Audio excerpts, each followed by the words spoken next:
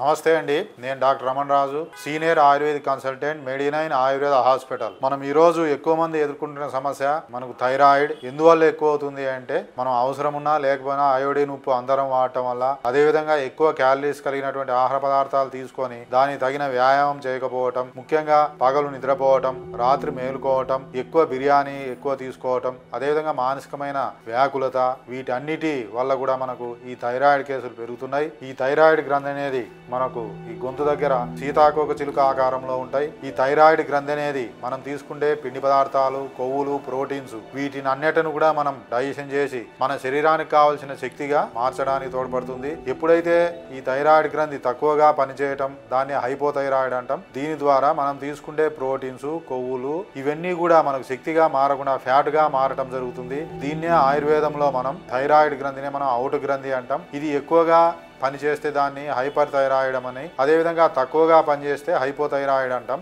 First మనం hypothyroid గురించి తెలుసుకుందాం. ఎక్కువ మంది హైపోథైరాయిడ్ తో బాధపడుతుంటారు. హైపోథైరాయిడ్ లో మనకు ఈ హార్మోన్స్ అనేవి తక్కువ ఉత్పత్తి కావటం, T3, T4, TSH అనేది పెరగడం జరుగుతుంది.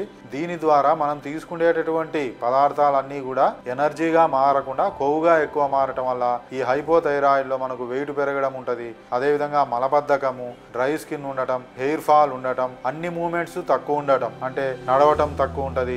ముఖ్యంగా ఎక్కువ మానసికమైనటువంటి చురుకుదనం, మానసికంగా కూడా ఎక్కువగా చురుకుదనం లేకపోవటం, ఎక్కడ వేసిన గొంగలి అక్కడనే అలానే ఉండటం, ఇంకా మనకు గుండె తక్కువ కొట్టుకోవటం, ముఖ్యంగా స్త్రీలలో అయితే గర్భాశయంలో గడ్డలు రావటం, PCOD రావటం, మగవారిలో స్పెర్మ్ కౌంట్ తగ్గటం, స్పెర్మ్ మొటిలిటీ తగ్గటం, ఇవన్నీ కూడా మనం గమనిస్తాం హైపోథైరాయిడ్ లో. ఈ హైపోథైరాయిడ్ ఉన్నవారి చర్మం మనం టచ్ చేస్తే చల్లగా ఉంటది. మరి దీన్ని ఆయుర్వేదంలో ఏమంటాము అంటే ముఖ్యంగా ఈ కఫజ శోధ కింద మనం తీసుకుంటాం. కఫ గుణం పెరగటం. అందువల్ల మనం ఇచ్చేటటువంటి మెడిసిన్స్ అన్ని కూడా మన మెటబాలిజం పెంచేటువంటి మందులు ఇవ్వవలసి ఉంటుంది. ముఖ్యంగా దీనికి వ్యాయామం అవసరం. అదేవిధంగా యోగాలో బ్రీతింగ్ ఎక్సర్సైజ్ ఉంటాయి.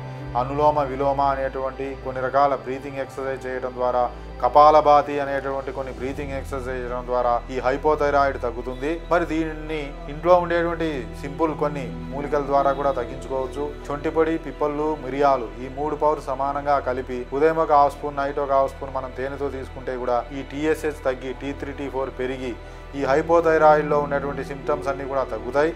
నెక్స్ట్ వీటికి కూడా కొన్ని ఆయుర్వేద మందుల ద్వారా మరియు పంచకర్మ ట్రీట్మెంట్స్ ద్వారా పూర్తిగా మనం నివారించవచ్చు. ముఖ్యంగా నస్యకర్మ అనేది బాగా దీంట్లో యూజ్ అవుతుంది.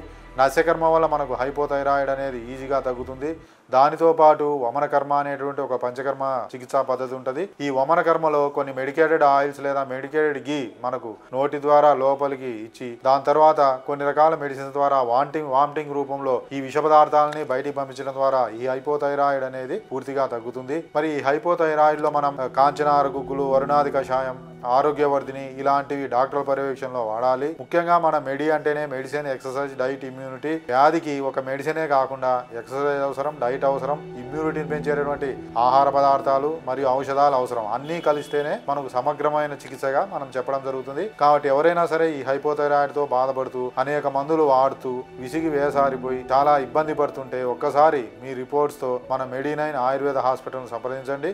ఇక్కడ మీకు సమగ్రమైనటువంటి ట్రీట్మెంట్ అనేది లభిస్తుంది. నెక్స్ట్ మనకు హైపర్ థైరాయిడ్. ఇది కొంచెం తక్కువ కేసెస్. హైపర్ థైరాయిడిజంలో ఏమవుతుంది, ఉండేదానికంటే కూడా ఎక్కువ ఉత్పత్తి అవుతుంది. అందువల్ల మనం తీసుకునేటువంటి ఆహార పదార్థాలు శక్తిగా ఎక్కువగా వినియోగపడతాయి. అది కూడా సరిపోక మన శరీరంలో ఉండే టిష్యూస్ ను కూడా మనకి ఎనర్జీగా కన్వర్ట్ అవుతుంది. దీన్ని ఆయుర్వేదంలో భస్మకాగ్ని అంటాం. అంటే ఎంత తిన్నా భస్మం అయిపోతుంది. కుంభకర్ణుడు తిన్నట్టు ఎంత తిన్నా కూడా అది భస్మం అయిపోతుంది.